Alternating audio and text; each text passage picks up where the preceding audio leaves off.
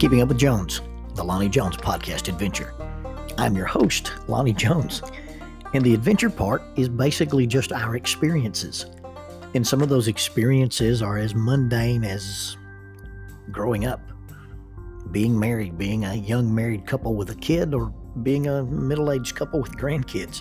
Some of the experiences will be my adventures as an outdoorsman, a rock climber, a fisherman, a hunter, or my experiences as a police chaplain who's been assigned to a SWAT team for over 30 years. Some of that adventure may even boil down to the idea that there's a belief that I'm a chaotic Jedi. Either way, we'll take the experiences or the adventures and we'll talk about the facts. The facts will lead to concepts, and the concepts lead to application. Basically, it will be anecdotal wisdom. One cautionary word about the facts is we will tell you the facts just as they happened, but sometimes we'll tell you the facts the way we remember them happening, and sometimes we'll tell you the facts the way we've heard other people tell us the way they remember them happening. In any occasion, it's not an attempt to deceive. There'll be a little bit of embellishment, and it's an all good, clean fun and for learning purposes only. Thank you for keeping up with Jones.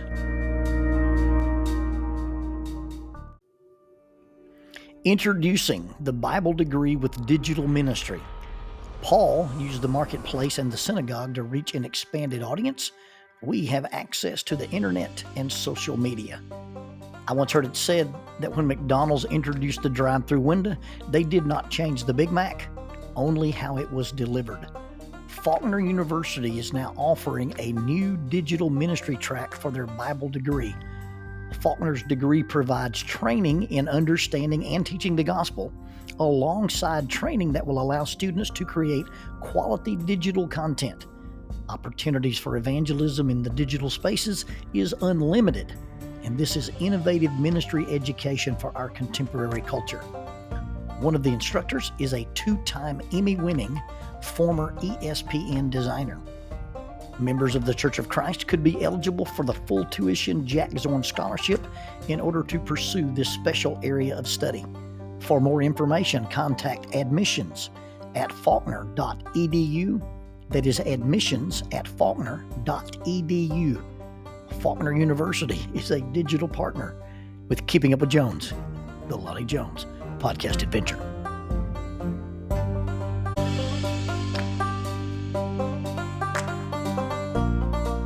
TKM Incorporated in Moss, Tennessee is a construction company that specializes in erosion control, seeding, and soil, hydroseeding, hydromulch, minor excavation, and silt fence. They also provide traffic control and construction signs. Their business is keeping people safe, but their passion, their mission, is they wish that all men could be saved. TKM has adopted the nickname the King's Men because as they serve you, they also serve the King. If they could provide any of their services for you, please contact them at 931-243-3958. That is 931-243-3958. Or you can contact them on the net at tkminc2001@twlakes.net. That is tkminc2001@twlakes.net. TKM Incorporated is a sponsor of Keeping Up with Jones, the Lonnie Jones podcast adventure. Someone once asked me to canonize all the what they call Jones-isms, things that they'd heard me say that were either colorful or colloquial. Some of my sayings I got from a guy named John Sanford. I read a lot of his novels, and he talks about being crazy as a bucket of frogs and stuff like that. Things that I've been repeated as having said is things like hotter than the bottom of Moses' sandals. Someone has more keys than the Philippian jailer, more confused than the sign language interpreter at Pentecost, death eating a biscuit, which is a phrase that we use and we really don't even know what it means. But among those, in the list of things that are considered to be Jones-isms, I have a phrase that I use, and we folded him up like a church check. Now that could refer to jujitsu, but it really started out being referred to when we used the phrase after we shot something and it crumpled up immediately. It crumpled up instantly. You take a long distance shot, at a deer or an antelope, and you say, and he folded up like a church check. But the whole idea of being folded like a church check comes from this phenomenon of church checks and how they're folded. So the bank got new software. And so you don't have to walk in and fill out the little form, the little deposit slip, and put the account number in the little squares that are printed in ink too faded to see. You just give the check. And for those of you under, say, the age of 30, the check is a piece of paper. And on that piece of paper, it has the words "pay to the order of," and you fill in the blank who the order of is. You're going to pay the church or pay the phone company or pay an individual. And then there's a numerical value besides that, pay to the order of. And then it says, you put in your number, $200, $300, $400. And then you have to write it out in longhand on the line below it. And then you sign it, and that's a check. So you give these checks to the lady at the bank, and instead of having to fill out a deposit slip now, you just give her this thing, and they had this new little scanner. You put the check in it, and it looks like a miniature roller coaster cattle chute for checks. And if the checks aren't in pristine condition, sometimes the little machine doesn't like to handle them and doesn't like to read them. So my bank teller often chastises me because of the condition of my checks. Many of the checks that I present to her are smooth. They are pristine. They are unfolded. They came to me in envelopes. But if I hand her a check that has too many folds or maybe a little bit of a wrinkle, she looks at me as if I've given her something that Michael J. Fox tried to do origami with. Now, to be fair, she also compliments me when I give her smooth, unfolded, pristine checks as well.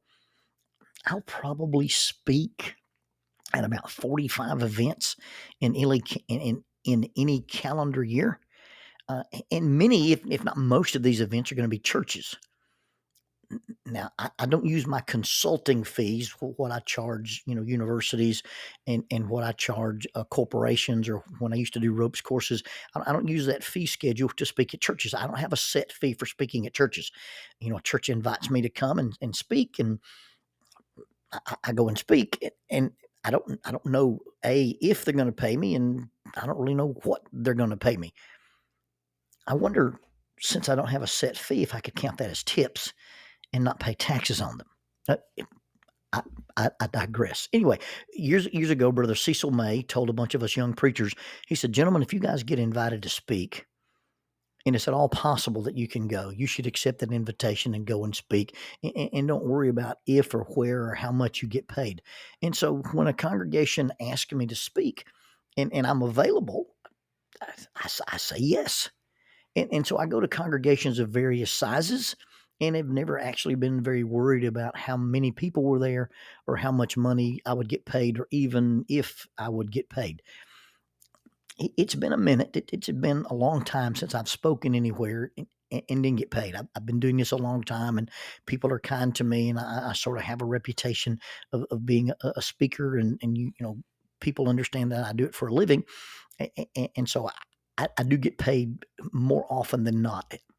It's been a long, long time since I spoke somewhere and didn't get paid. One of the universities that I speak at sometimes, they have an annual lectureship, and included in your summons to speak, you don't get an invitation, you get a summons. You've been granted the opportunity to speak there, and included in this is a requirement for you to submit a typed manuscript 6 months before the event. And included in your summons and the demand for the manuscript, you also get a request that you provide your own housing and consider donating your honorarium back to them.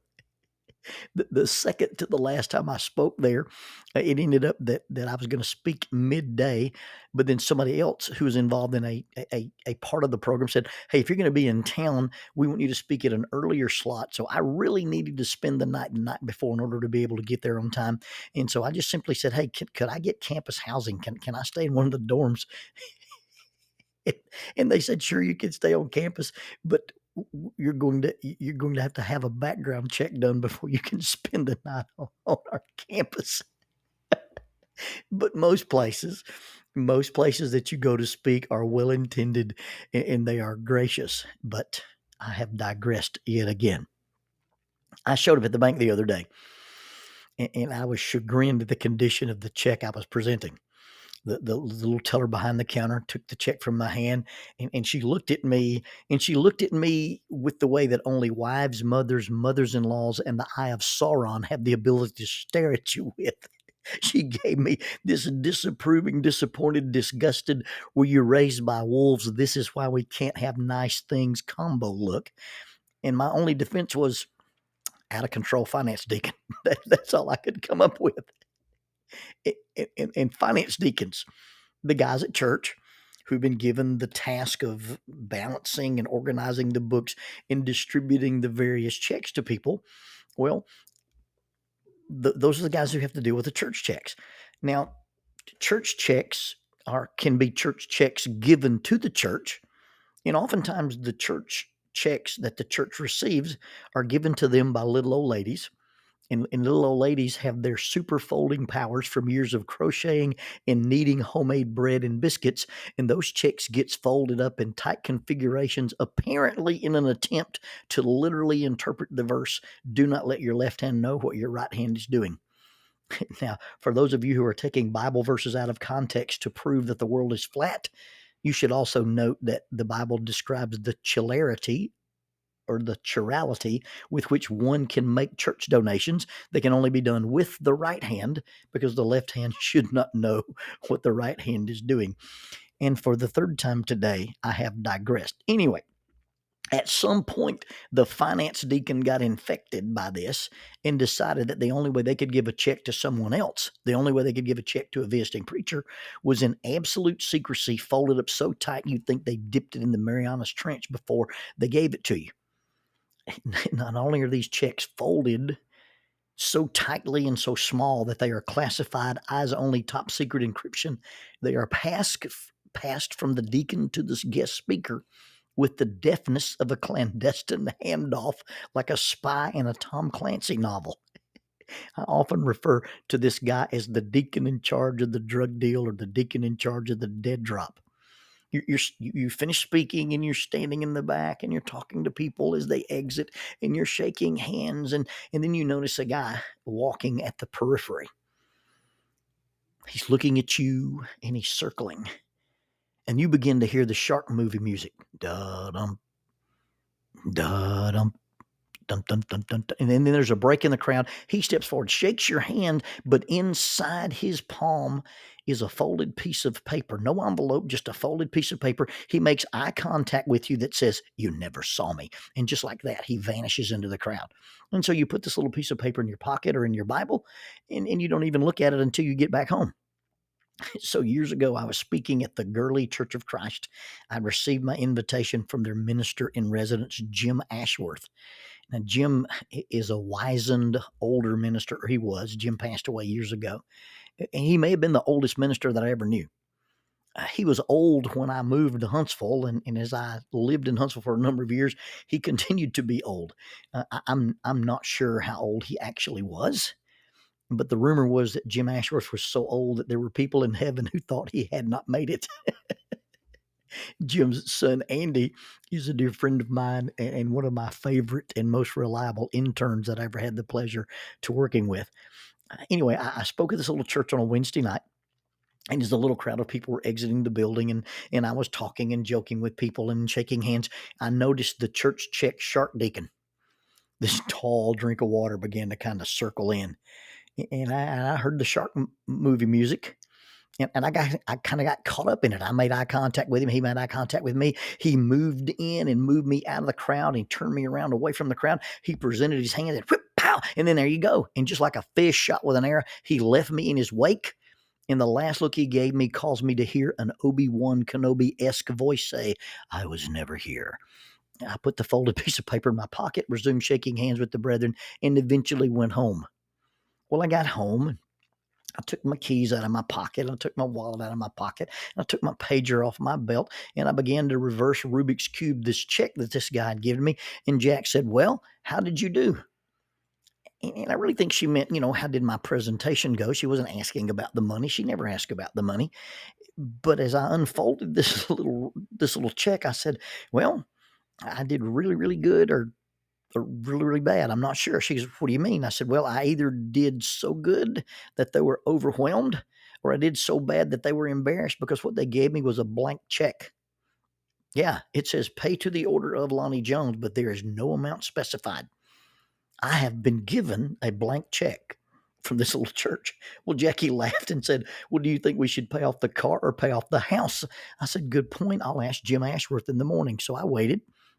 The next day, I gave Jim time to get to his office, and I gave him a call, and I said, "Brother Jim, I'd like to thank you for letting me speak the other night." And he said, "Oh, we were so glad to have you." And I said, "I need to ask you a question about this check." He goes, "Oh, is there a problem?" And I said, "Yeah." I said, it's blank. And my wife is wondering, since you gave us a blank check, if we should pay off the house or pay off the car." And this wise old saint, in his deep wisdom, calmly said, "Well, Brother Lonnie, if you really believe it's a blank check, you pay them both. If you really believe it's a blank check, if you really believe the amount is to be filled in to fit your need, if you really believe you have a blank check, then you don't have to ask how much you get to spend." You see, when they fill it in, when they put the numbers there and they spell those numbers out, you don't have to ask how much you can spend. You know that's been designated. But a real blank check, the amount is up to your imagination. How much can I spend? Well, how many zeros and commas can you actually make? God has given us a blank check. First and foremost, this is not about cheap grace. It is about immeasurable grace. God gave us a blank check. Not the freedom to do, but the freedom from the things we've done. And the blank check covers it all. It covers grace and mercy and peace and blessings, and it covers sin. It's not a debit account that we draw from, but it is an account that allows us to be debt or debit free. Free from sin, free from law, free from death, free from worry, free from doubt, free from fear. And this check is written in blood. And there's an assurance that this check is authentic. And it's actually found in the folding. Now, it's not folded like a church check, and it's not even a real check. It's not a thing you can touch or handle. But there's this blank check God has given us, and we know that it's good for the amount, any amount you need, and it's authentic, and it covers all the expenses and allows us to be free and debt-free and gives us the power and the resources to give freely to others.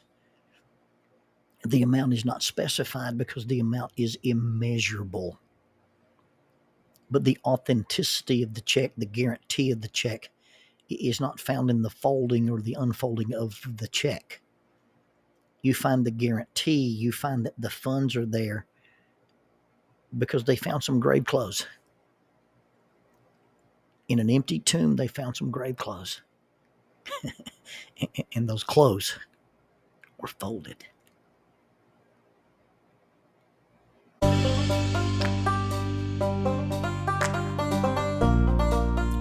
Using the tool of shortwave radio, World Christian Broadcasting literally covers the world every day with the gospel. They use 2 large curtain antennas. One is located in Anchor Point, Alaska, and the other in Madagascar. They send out messages that are recorded at their international home in Franklin, Tennessee. They make available 40 hours of broadcast every day.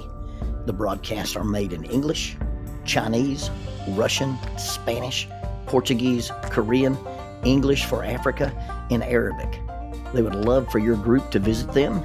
You can bring your ladies group, your youth group, or your men's group. Just give them a call at 615-371-8707. 615-371-8707, or you can go to 3W's worldchristian.org, find the Donate Here button, and make a financial contribution to support this work that literally covers the world every day with the gospel. World Christian Broadcasting, in cooperation with Keeping Up with Jones, the Lonnie Jones podcast adventure.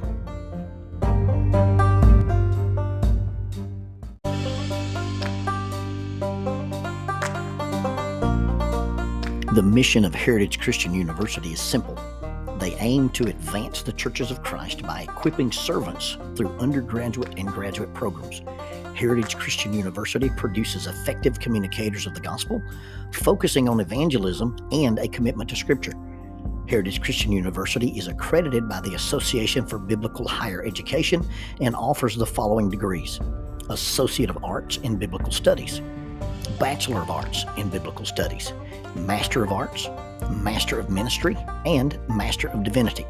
Since 1968, Heritage Christian University, formerly International Bible College, has offered affordable degrees in biblical studies, allowing graduates to thrive in their ministries without the burden of loan debt after graduation. For more information about Heritage Christian University, visit www.hcu.edu. That's 3W's and a dot, hcu.edu. Heritage Christian University is a sponsor of Keeping Up with Jones, the Lonnie Jones podcast adventure.